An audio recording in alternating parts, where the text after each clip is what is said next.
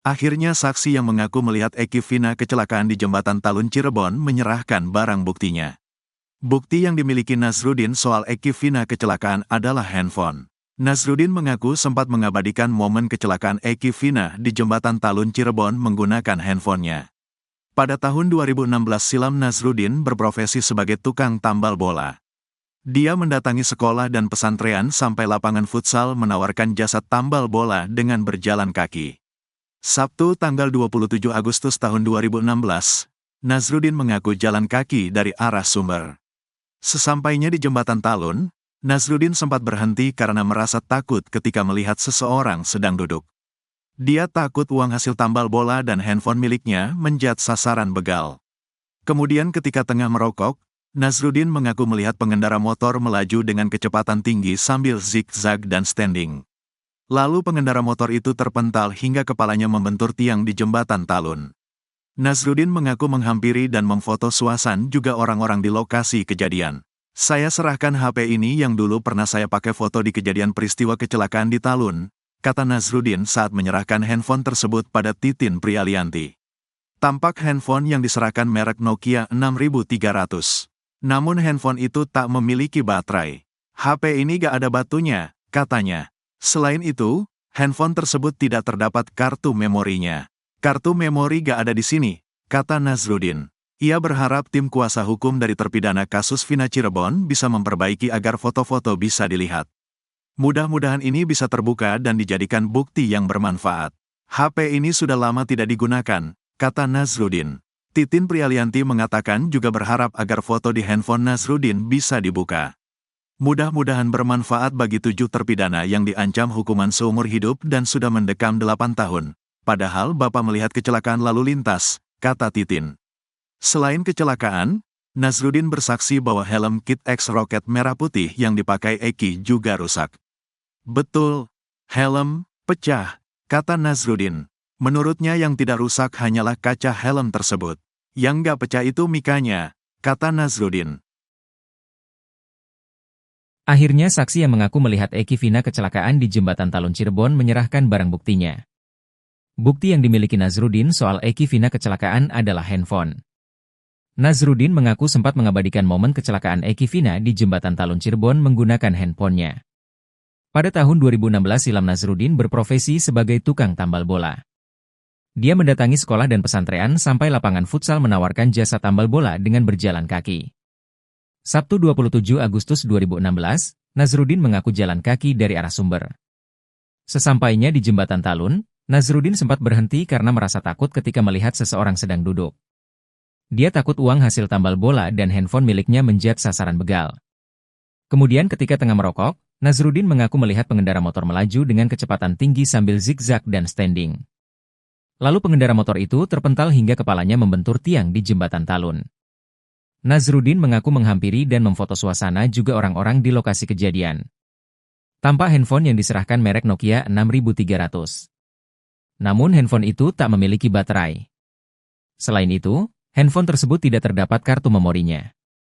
Ia berharap tim kuasa hukum dari terpidana kasus Vina Cirebon bisa memperbaiki agar foto-foto bisa dilihat. Titin Prialianti mengatakan juga berharap agar foto di handphone Nazrudin bisa dibuka. Selain kecelakaan, Nazrudin bersaksi bahwa helm KTX roket merah putih yang dipakai Eki juga rusak.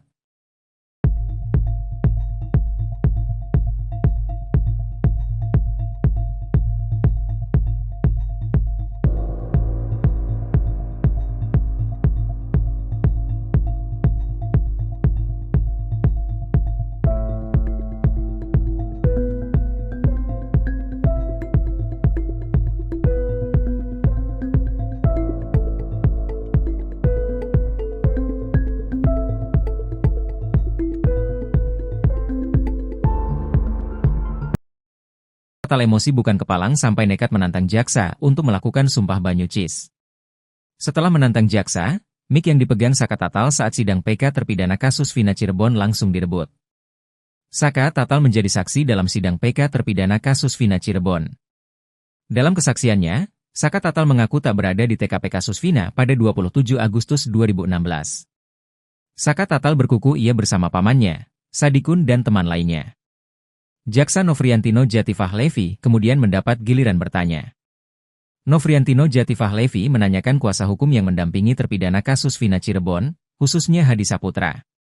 Saka Tatal mengaku tak mengenal kuasa hukum yang mendampingi terpidana kasus Vina Cirebon. Nofriantino Jatifah-Levi kemudian menanyakan soal sikap hakim dan jaksa saat sidang kasus Vina Cirebon.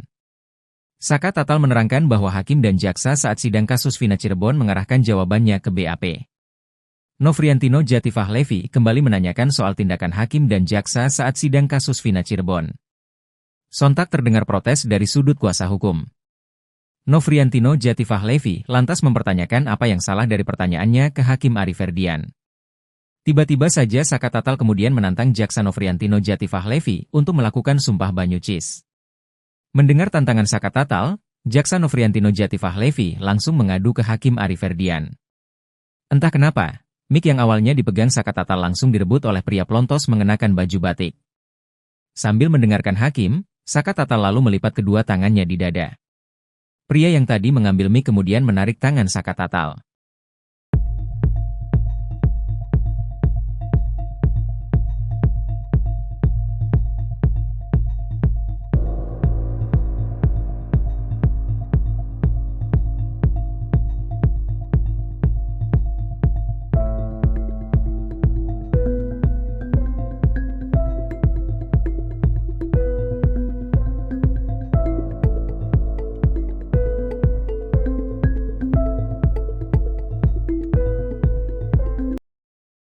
Terpidana kasus Vina Cirebon mengungkap penyiksaan yang dilakukan Ibtu Rudiana tahun 2016.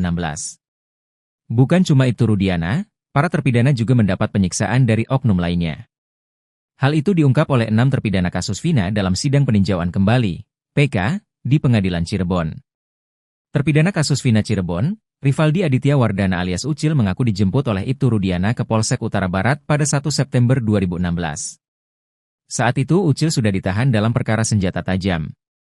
Ucil menegaskan kalau saat itu dirinya belum tahu kalau Ibtu Rudiana adalah ayah Eki. Kemudian Ucil pun dipaksa mengaku dengan cara kepalanya dibenturkan oleh Rudiana dan anggotanya. Ucil mengaku kepalanya dijedotkan ke dinding agar dirinya mengaku. Setelah itu Ucil pun dipaksa mengaku dan dipertemukan dengan Sudirman. Sudirman pun menyebut kalau Ucil adalah Andika, dan setelah itu mereka dibawa ke Polres Cirebon Kota. Ucil pun dibawa ke unit narkoba Polres Cirebon Kota dan dipaksa mengaku membunuh dan memperkosa. Dirinya pun ingat betul kalau oknum yang memukulinya itu adalah Ibtu Rudiana. Sementara itu, Ibtu Rudiana pernah membantah melakukan penganiayaan kepada para tersangka. Bahkan ia berdalih hanya mengamankan, bukan menangkap para terpidana. Rudiana juga menegaskan bahwa tuduhan penganiayaan yang dilayangkan kepadanya tidak benar.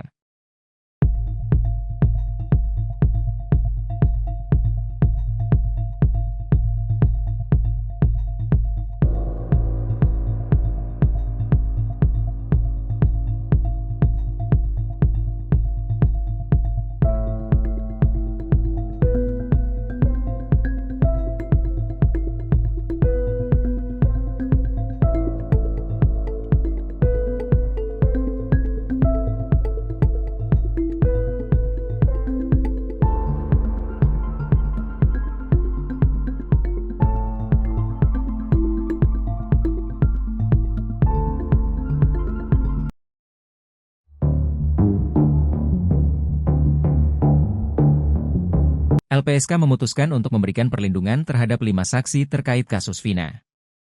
Adapun 5 terlindung baru itu TW, OR, PW, AS, dan D. Wakil Ketua LPSK Sri Nurharwati mengatakan, pemberian perlindungan tersebut karena pemohon memenuhi syarat. Kelimanya memenuhi persyaratan sebagai saksi yang perlu mendapatkan dukungan LPSK, ucapnya, Kamis, 12 September 2024. Kami memutuskan mengabulkan pemohon diberikan pemenuhan hak prosedural berupa pendampingan, sambungnya. Pemberian perlindungan tersebut ditetapkan melalui sidang Mahkamah Pimpinan LPSK pada hari Selasa, 10 September 2024. Nurharwati mengatakan, LPSK mempertimbangkan syarat-syarat berdasarkan Pasal 28 Undang-Undang Perlindungan Saksi dan Korban dalam menetapkan keputusan tersebut. Menurut LPSK, kelima terlindung baru ini merasa ketakutan dalam memberikan keterangan, padahal kelimanya merupakan saksi alibi, didukung hasil asesmen psikologis dan rekam jejak tidak terlibat dalam tindak pidana. Pada proses peradilan, Kasus pembunuhan Vina dan Eki sebelumnya, mereka mendapatkan ancaman, IBBR-nya. Sehingga memberikan keterangan yang tidak sesuai. Kami mendorong mereka bisa bersaksi tanpa ancaman dalam memberikan keterangan yang baru, sesuai, dan bisa dibuktikan. Apa yang mereka lihat dan alami, kata Nur Herwati.